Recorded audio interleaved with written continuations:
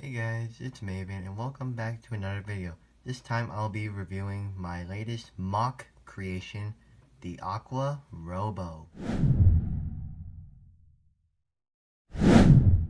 So again, I would say this is not an official set, this is a MOC. I figured that since Lego Bionicle already ended 2 years ago, all of the parts that was used left over can still be in good use. We'll take an in-depth look at this figure starting with the legs. The leg assembly is actually pretty simple though. All it does is it uses some Bionicle pieces back in the olden days, and when we turn to the back, they're pretty bare. And as you can see in the back right here, it does have some movable heel spurs, which they're just pretty much basically connectors connected with a Clitorian neck, and also it uses an axle to connect with the feet. The thigh assembly on this MOC is also very simply constructed.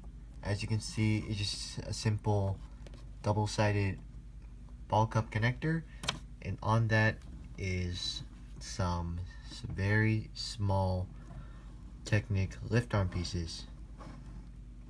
And I suppose it doesn't really look that bad in my opinion, but they are fairly skinny.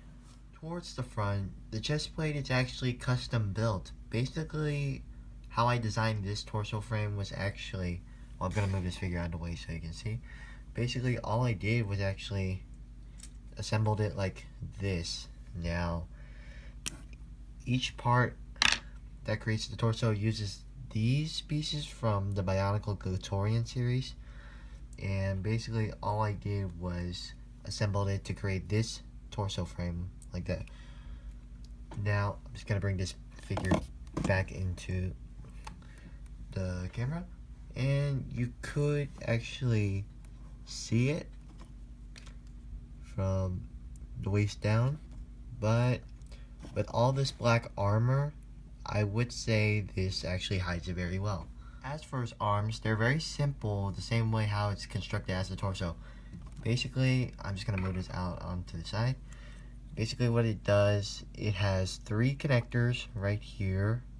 I'm just gonna remove one so you can see. They are molded in black, which matches its color scheme very well, and through each of them has an axle connecting them together. Now you also have this weapon variety arm that was first introduced in the Lego Bionicle series back in 2001. Now this figure uses 2 of those style arm pieces, and instead of weapons, I figured that this would be the closest I can come up with as hands. They don't look that bad, but I'm sure that others can figure out another alternative for this. Towards the back, this figure comes with a jetpack and wings with 2 propellers on either side. Now these wings could actually be folded down to make it more of a bigger wingspan. Now I would say this is actually very cool the way how I designed this, but if you don't like it, that's okay. The figure's head uses a simple head that was first introduced, I believe, in the Toa Marie series, which I don't think that looks that bad. I would actually try to use some kind of mask that was used in the Bionicle series, but given the limited amount of pieces and design looks, I wouldn't say that using a mask would be necessary.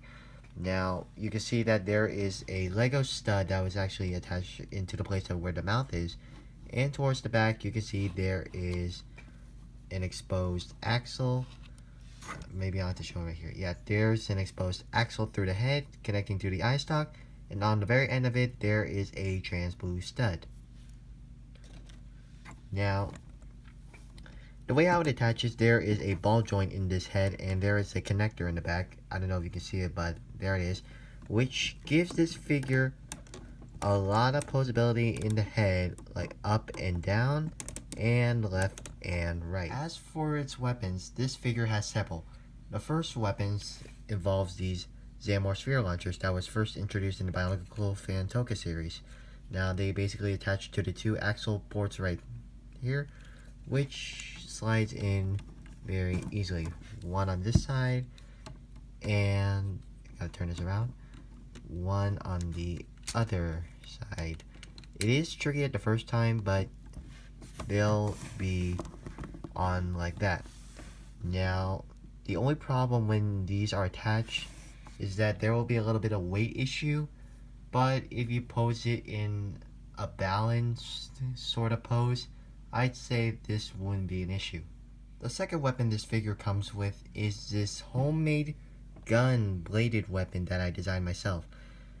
And this weapon is only made out of Technic and system pieces, and basically you have this Lego system missile right here, and it attaches through the pinhole right here, and there's that.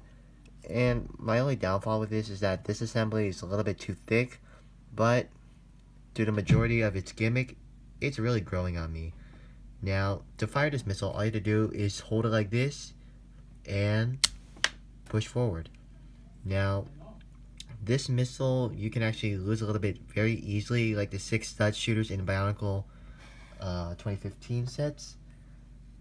But as long as you don't fire it too hard, I wouldn't say that you won't lose it. Now, basically, all you do to attach it is through the axle right here and the axle hole that's on the hand, and simply attach it on like this. Now, this weapon cannot be wielded with 2 hands, but I'm sure that is not an issue. As a quick size comparison, here it is next to Kopaka, that came from the Kopaka Mel Immunity set, and I'd say it's about roughly the same size. Now, Kopaka is about like a $15 TOA if you prefer, and if you have a $15 TOA, then you would know what's the size of this figure.